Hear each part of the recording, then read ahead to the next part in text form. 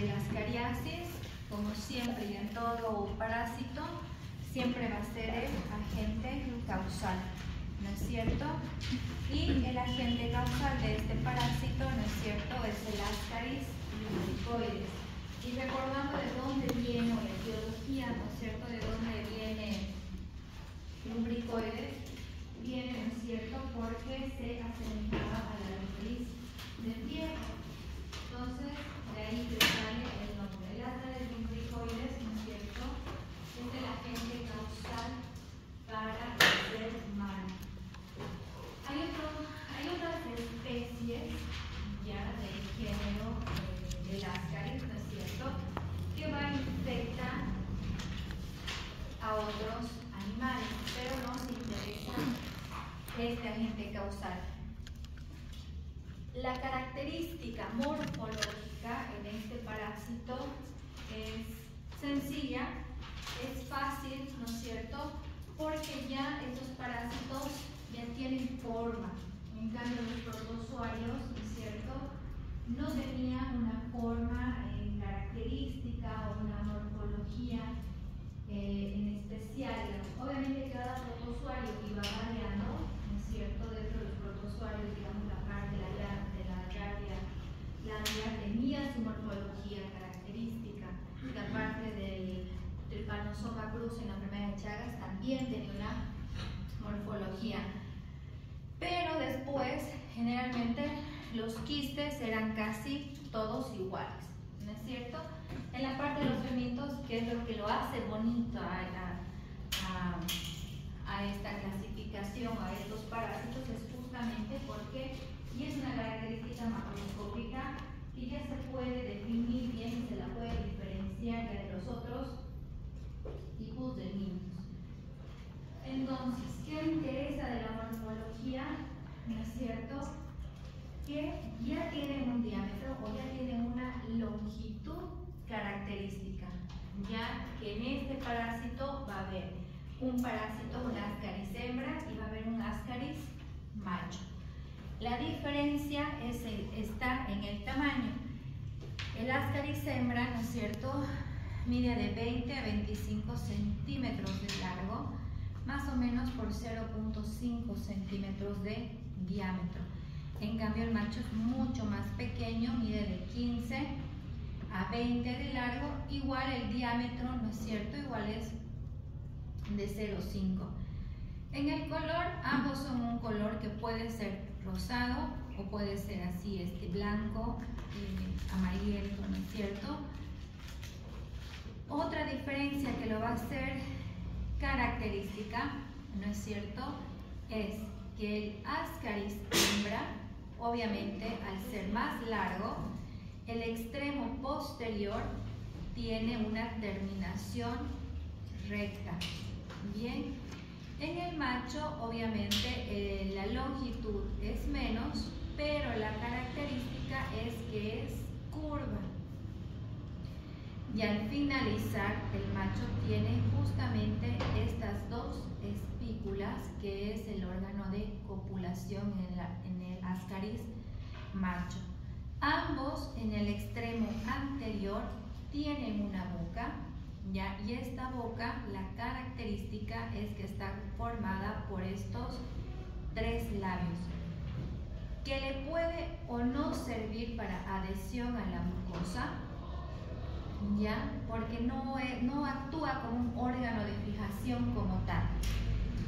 Acuérdense bien de esta característica en el extremo anterior, porque cuando veamos los otros parásitos, este extremo anterior, que es la parte de la boca, cambia.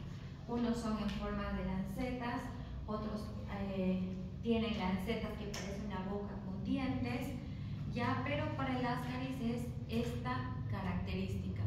Obviamente tienen un intestino, ¿no es cierto?, tienen su esófago y toda la parte del intestino hasta llegar al ano. En el Ascaris hembra tiene su aparato reproductor conformado por útero y ovarios, dos ramas uterinas, ¿no es cierto?, y el ovario. Y en el Ascaris macho, ustedes se ven aquí, ¿no es cierto?, termina, es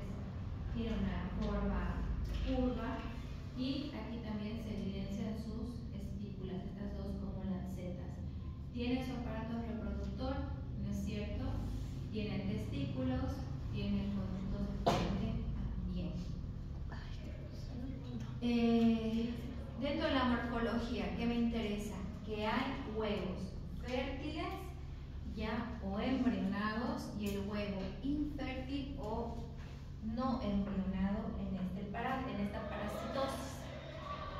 Característica: los huevos fértiles, ¿no es cierto?, van a tener 3 membranas. Una externa que va a tener la forma esta de mamelones, ya como unas ondas. La forma ya es redondeada, que va a ser la diferencia con el huevo infértil, que es mucho más alargado. Además de tener, ¿no es cierto?, esos que son como mamelones, ¿no es cierto?, es así, ¿no es cierto?, que tiene una membrana externa, tiene una membrana interna y otra también interna. Y aquí, en todo este espacio que es contenido granular o granuloso, es el que le va a servir para que este parásito con esos gránulos y con esa fibrina comience a formar o se desarrolle aquí adentro lo que después va a ser el huevo larvado, para que comience a formarse la larva para después salir a un ascaris ya adulto. El color, obviamente, tiene un color más café, entre café y verde, esto por todo el contenido biliar, ¿ya? Porque este parásito dentro del ciclo de vida va a ir a alojarse en el intestino delgado, ¿no es cierto?, en el duodeno yeyuno, de ahí que tiene este color. Entonces, el huevo fértil, una forma, ¿no es cierto?, ovalada, redondeada, con 3 membranas, la externa mamelonada y 2 internas.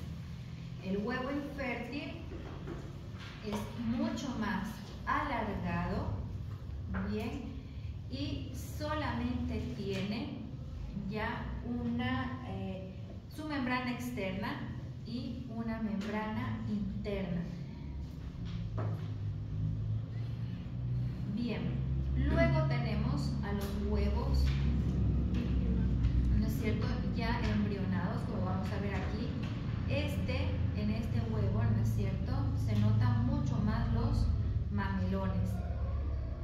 Este huevo, al salir en la materia fecal, ¿no es cierto?, tiene que caer al suelo en una tierra húmeda, ya, y tiene que tener sombra y sobrevive a una temperatura entre 15 a 30 grados centígrados, ¿no es cierto?, que es de frío a calor, o sea, tiene buen tiempo de vida fuera, ¿no es cierto?, al medio ambiente. Para tener este huevo embrionado, para tener y empezar a formar ya las larvas, ¿no es cierto?, va a pasar entre 2 a 4 semanas, o sea, puede sobrevivir en tierra húmeda y con sombra aproximadamente un mes, ¿no es cierto?, entre 2 a 4 semanas. Una vez pasa ese tiempo, este huevo está, ¿no es cierto?, en el ambiente para continuar su desarrollo. Vamos a tener el huevo larvado. ¿Dónde se va a desarrollar, no es cierto? En el huevo fértil.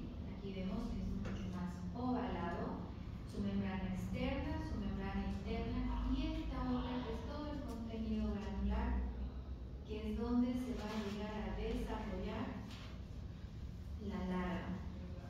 Este huevo larvado es la forma infectante para esta parasitosis, ya para las cariáceas.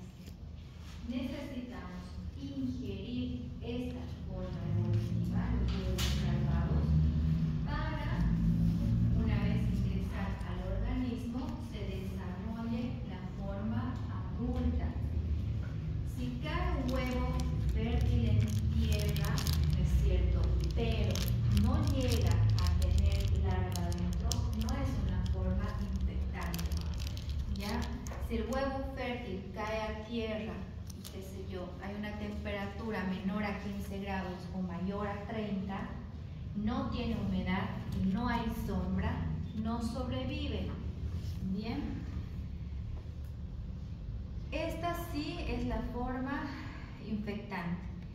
En esta forma es la que nosotros vamos a introducir a nuestro cuerpo, ¿no es cierto?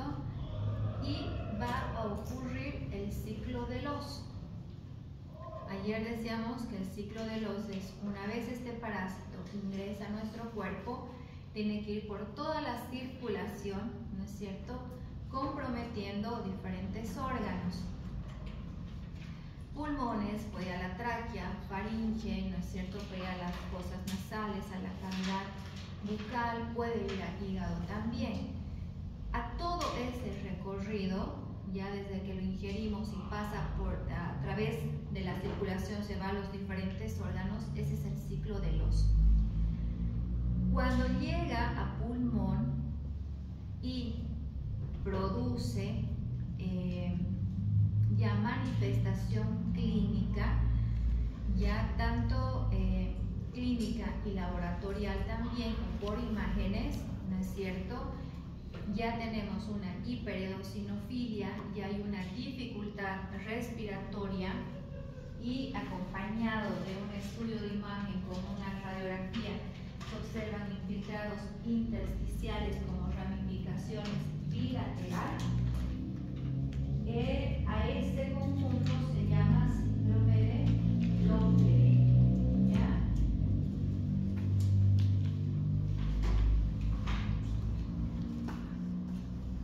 Bien, ciclo de vida, tipos de huésped. Huésped definitivo para el Ascaris lumbricoides es ser hombre, y obviamente tenemos otros huéspedes intermediarios, ¿ya? El ciclo de vida. Entonces, el ciclo de vida, ¿no es cierto?, se va a iniciar. Aquí hay como número 1, ¿no es cierto?, que es una fase en un estadio diagnóstico, porque lo podemos ver, digamos, ya, pero generalmente, ¿no es cierto?, comienza con la eliminación de la materia fecal en un medio ambiente. Bien, en la materia fecal pueden haber estos dos tipos de huevo, un huevo fértil y un huevo no fértil. Ayer les decía que si tenemos un huevo fértil, ¿no es cierto?, nos va a hacer referencia a que tenemos que saber que tenemos ya este parásito en la forma adulta, pero de hembras, ¿no es cierto? Si tenemos y hacemos ante un examen coprológico solamente hay huevos no fértiles, tenemos, ¿no es cierto?, Ascaris machos. Bien, entonces, este huevo fértil es el que tiene que caer, ¿no es cierto?, en un lugar donde sea húmedo y esté bajo la sombra para continuar su desarrollo. Bien, para formar un huevo embrionado, ¿no es cierto?, y llegar a un huevo larvado. Y aquí tal cual lo dice, ¿no? Huevo infectivo larvado. Esta es la forma infecciosa. Tenemos que ingerir ¿cómo? ¿No es cierto? Y ustedes tienen que saber mediante frutas y verduras que no estén bien higienizadas, ¿no es cierto?, conservadas, agua no potable, la mala higiene en las manos, ¿no es cierto?, el no lavado de las manos después de la defecación. Entonces, ingerimos a este huevo larvado, ¿no es cierto?, ingresa a nuestro organismo y va a pasar a la circulación y va a ocurrir el ciclo de Loss, que va a ir a diferentes órganos.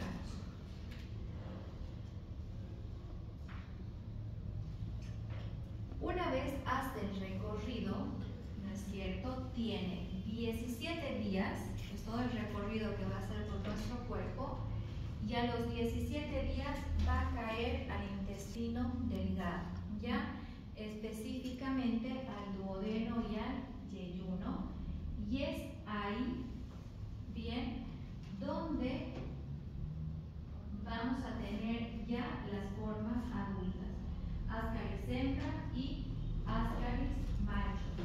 Continúa la reproducción, ¿no es cierto? Porque en estos hay una reproducción sexual, por eso tienen órganos sexuados diferenciados.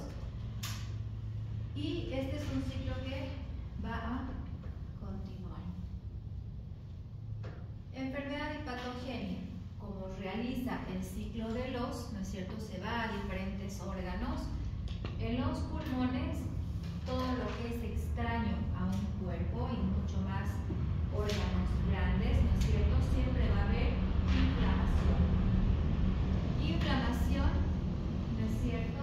Los vasos se rompen y comienza la hemorragia y además que actúan las defensas, ¿no es cierto? Toda la serie blanca y dentro de ellas tenemos a los eosinófilos llegando a producir una hipereosinofilia.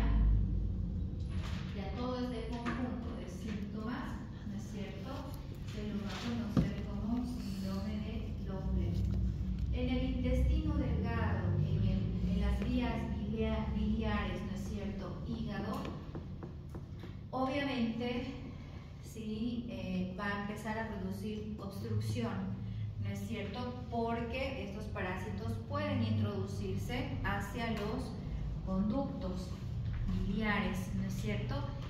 Si hay una obstrucción del conducto biliar, ¿no es cierto? Nos va a llevar a producir una pancreatitis y en el intestino, ¿no es cierto? Va a llegar a producir obstrucción, pero va a empezar a producir obstrucción porque va a haber muchos parásitos, ¿no es cierto? Que se van a ir apilando y se van a formar un ovillo, eso se llama el ovillo del ascaris. En el hígado, obviamente es un órgano grande, macizo, ¿no es cierto? Nos va a llegar a producir inflamación del parénquima renal, produciendo una hepatitis que puede llevar a un foco de necrosis. Otros sitios, ¿no es cierto? Boca y fosas nasales. Bien, ya está ciclo de Loos, ya está síndrome de Loeffler.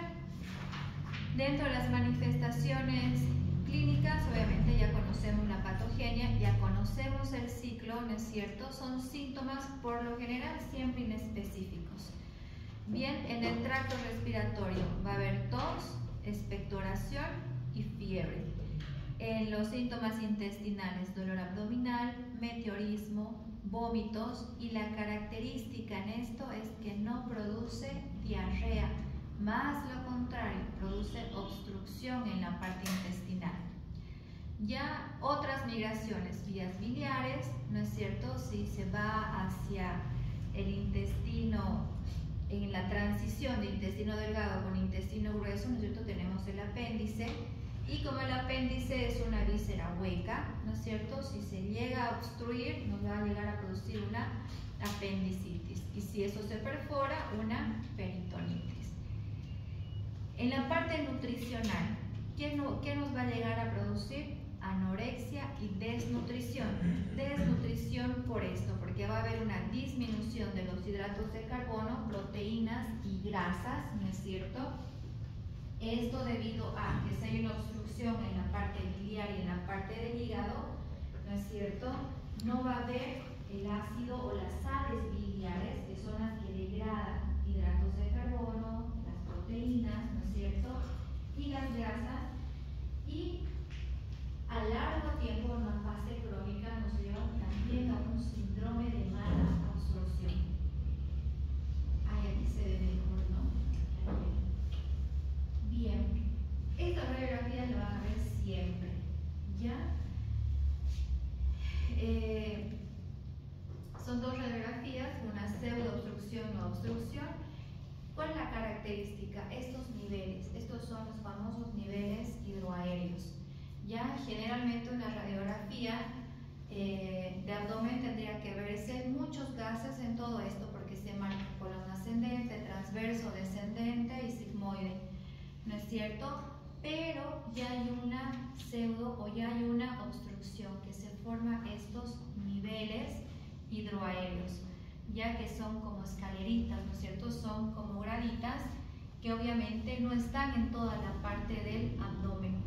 O tenemos esta otra, ¿no es cierto?, que es característica. Si aquí pueden ver, hay unas líneas, ¿no es cierto?, verticales, que son bien apiladitas, son un montón. Esa se llama la imagen en pila de moneda y que hace referencia a una obstrucción intestinal. Diagnóstico. El diagnóstico, bien, como toda la parasitología en la parte de protozoarios, y también vamos a tener en los helmintos, ¿no es cierto?, es un examen coproparasitológico, sea simple o sea seriado. Este examen microscópico, ¿no es cierto?, un coproparasitológico, va a permitir encontrar huevos de Ascaris. Bien, huevos de Ascaris. Recuerden, pueden haber huevos fértiles o huevos no fértiles. ¿Ya? Y estos huevos de Ascaris, ¿no es cierto?, aparecen a los 40 días de la infección. Ya son 40 días, que son un mes y medio, ¿no es cierto? Más o menos, ¿no es cierto? Si son 17 días en que ocurre el ciclo de los, ¿no es cierto?, ya tenemos casi medio mes. Y obviamente hasta que termine la forma adulta, hasta que llegue al intestino duodeno yeyuno y nos dé una forma adulta, ya prácticamente tenemos otros más o menos 15 días, ¿no? Bien, el diagnóstico nos sirve un coproparasitológico, nos sirven las imágenes radiológicas, que muchas veces se puede lograr ver una imagen radioopaca. Las imágenes radioopacas en una radiografía nos hace referencia a todo lo blanco que se pueda ver, ¿ya? Por ejemplo, aquí la parte de la costilla, todo lo que es hueso, ¿no es cierto?, se va a ver siempre blanco en una radiografía, ¿ya? Y todo lo que a veces es órgano hueco, víscera hueca, ¿no es cierto?, se ve negro porque es el aire. Bueno, aquí no se ve el estómago, no se ve. Pero el estómago, como va a estar más aquí arribita, se tiene que ver así, negro, ya, porque tiene aire dentro.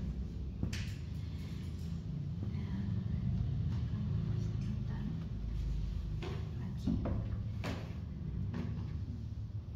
Bien, por ejemplo, si ustedes se dan cuenta, estos no son niveles hidroaéreos, ¿no es cierto? Estos son circulares, es el aire intestinal. Un nivel hidroaéreo tiene una base y una cúpula. Ya es como un honguito, digamos. Este es un nivel hidroaéreo. Tiene que estar aquí una base y esto tiene que estar redondeado. En cambio, si vemos aquí, ¿no es cierto?, todo esto es aire intestinal, porque todo es casi redondo. Y aquí, obviamente, hay que tener ojo, ¿no es cierto? Hay una imagen, ¿no es cierto?, que es alargada, ¿no es cierto?, y que va vertical, ¿ya?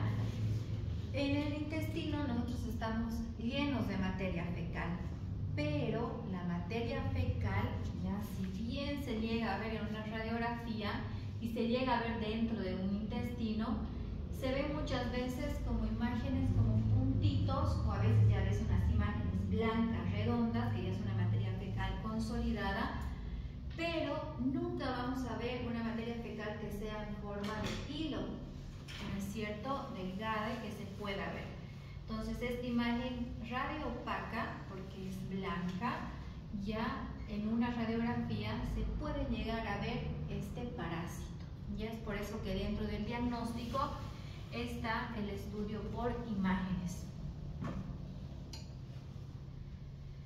Dentro de la epidemiología, en Bolivia, este es del 2013, bien de la UCEBOL, donde hacen la determinación de parásitos intestinales en las manijas de los grifos. ¿Se acuerdan que alguna vez igual les he comentado, no es cierto, que muchos de los parásitos, no es cierto, uno los contrae de los baños, ¿ya? Y estos de los baños públicos, obviamente, y esto ya se va también, ¿no?, a un mercado, en los mercados de la ciudad de Santa Cruz de la Sierra. Entonces, ¿qué es lo que se ha encontrado? Ya, aquí vamos con este. La Entamoeba coli, ya el quiste de Entamoeba coli encontrado en esas manijas de los baños nos lleva a un 27%. La Entamoeba histolítica 23%, y aquí tenemos el Ascaris lumbricoides en un 20%, o sea que es harto. Ya tenemos a una Hymenoplepis nana 15% y a un Enterobius vermicularis 15%. Este sí yo lo puedo aceptar, ¿ya? Porque este parásito es el que produce la picazón en el ano, ¿no es cierto? Cuando las abuelas, las mamás dicen, no, le pica mucho su colita, obviamente uno piensa en este parásito, ¿ya? Pero no tiene mucha frecuencia, ¿no es cierto? Como vemos aquí en el Ascaris lumbricoides. Y en este también tenemos para el Ascaris lumbricoides un 83%, ¿no es cierto? Pero este en Yapacaní. Tenemos a la Trichuris trichiura, que se va a ser nuestro próximo tema, un 66%, a la Uncinaria 2.5% y a la Entamoeba histolítica 22.5%. De ahí la importancia de la parte de los protozoarios con la amebiasis. La transmisión, modo de transmisión, esto se les tiene que quedar, ¿no es cierto? Es la ingesta de los huevos larvados que obviamente van a estar en agua o alimentos contaminados. Si ustedes bien ojalá recuerden, el día de ayer yo les decía que este parásito, esta parasitosis, es un geohelminto, ¿no es cierto? ¿Por qué? Porque está en la tierra. ¿Cuál es otro modo de transmisión? Es la geofagia, ¿no es cierto? El que uno pueda comer tierra, ya que más que todo pasa en los niños, ¿no es cierto? Puede ser voluntario o involuntario en una etapa de desarrollo o de crecimiento, ¿no es cierto? En el gateo, en el que estén comenzando a caminar, porque caminan y van y meten las manitos en todo lado, ¿no es cierto? O también por pica, ¿no es cierto? Hay algunos que les gusta lamer las paredes porque les gusta que se llama la cal, ¿no es cierto? O otros quieren probar tierra. Entonces, un mecanismo de transmisión, la geofagia, obviamente los vomites, ¿no es cierto? Todo el uso de ropa interior, de sábanas, de toallas, ¿no es cierto?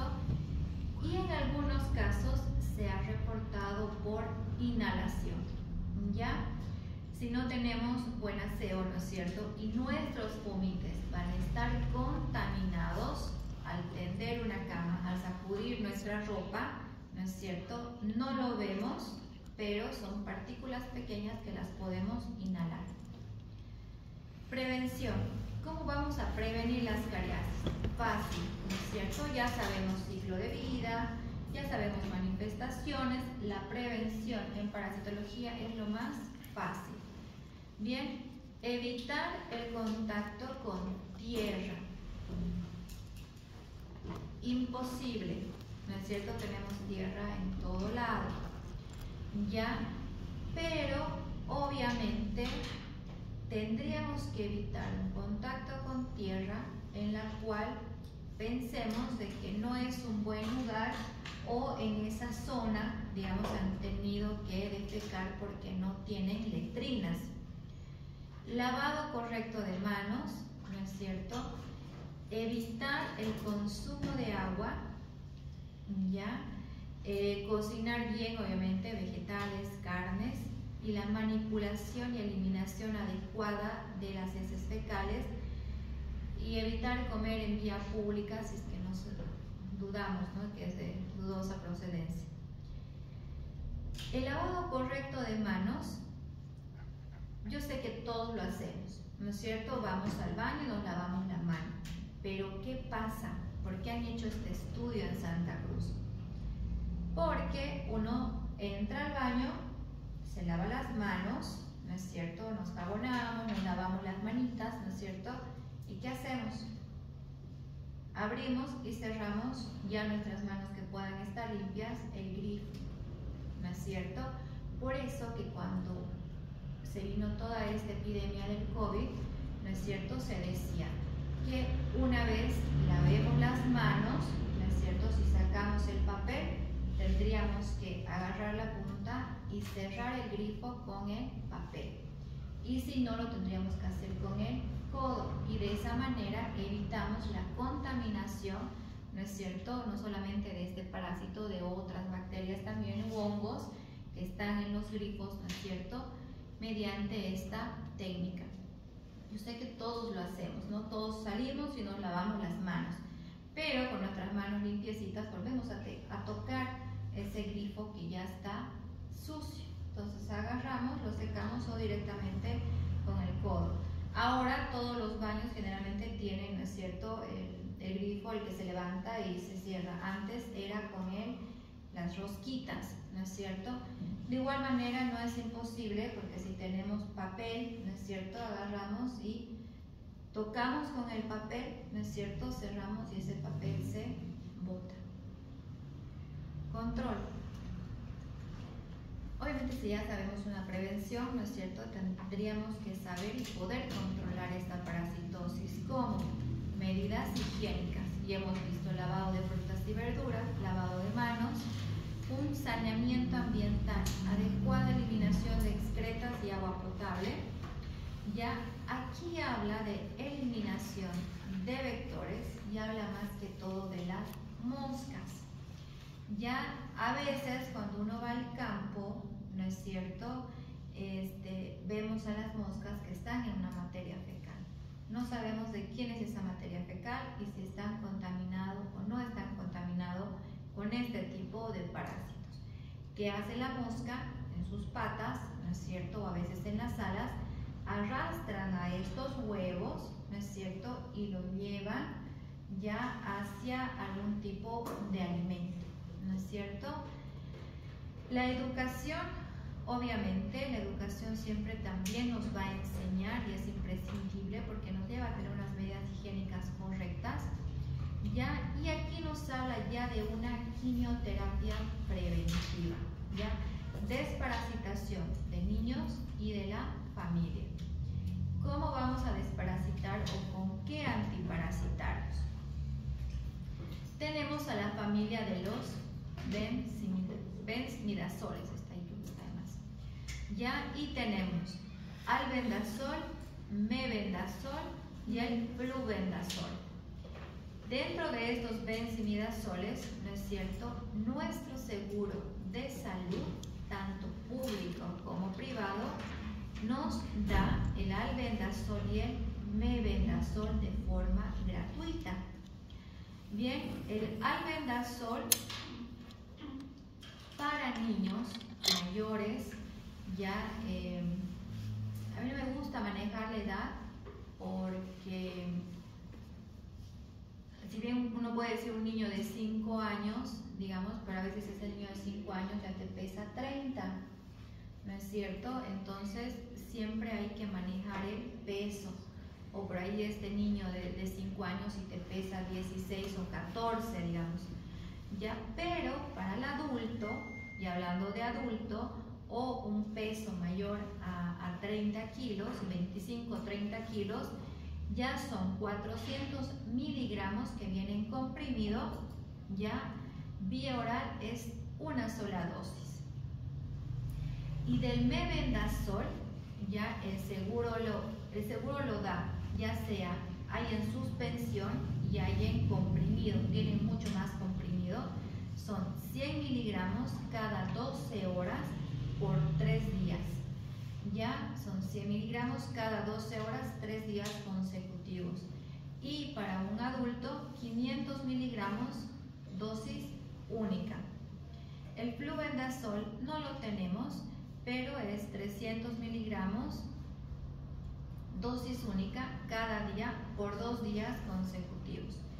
Otros antiparasitarios que podemos llegar a utilizar está el pamuato de Pirantel, ya a una dosis de 10 miligramos por kilogramo peso día, ya, y es una sola dosis, pero con el Pirantel tendríamos que volver a repetir a los 14 días. Ya la ivermectina y la piperacina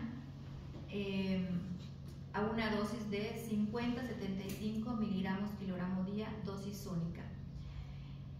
Esta es una tabla de ver la actividad de los antiparasitarios, ya hablando de los geohelmintos. Dentro de los geohelmintos, ¿no es cierto?, está el Ascaris lumbricoides. Entonces, vemos que hay una mayor sensibilidad, ¿no es cierto?, para el Ascaris con los benzimidazoles con el albendazol. Ya está el albendazol y obviamente luego tenemos al mebendazol y al Pirantel, pero el albendazol. Y estos otros dos lo vamos a ver cuando vayamos llevando. ¿Listo? ¿Alguna duda? Una consulta. Dime. Lo dijo del mebendazol y del flubendazol. Hay el mebendazol que se puede dar 100 miligramos cada 12 horas por 3 días.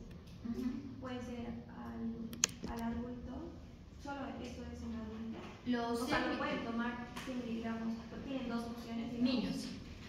El de 500 miligramos, ya ese es adultos.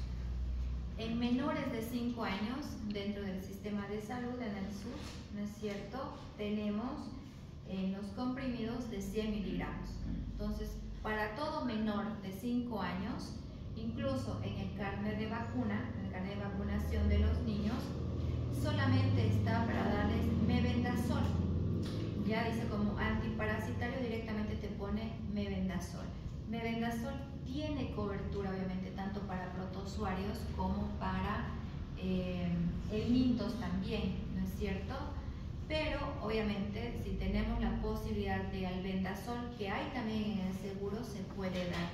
Pero para todo menor de 5 años son 100 miligramos cada 12 horas por 3 días consecutivos. Eso no se cambia. Y no hay, digamos, una dosis, no hay de 10 a 20, de 30 a 40, no lo hay. ¿Ya? Así que, ¿alguna otra duda?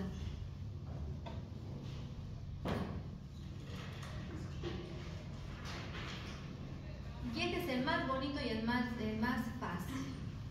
Hay uno que tiene dentro del ciclo de vida casi 3 días.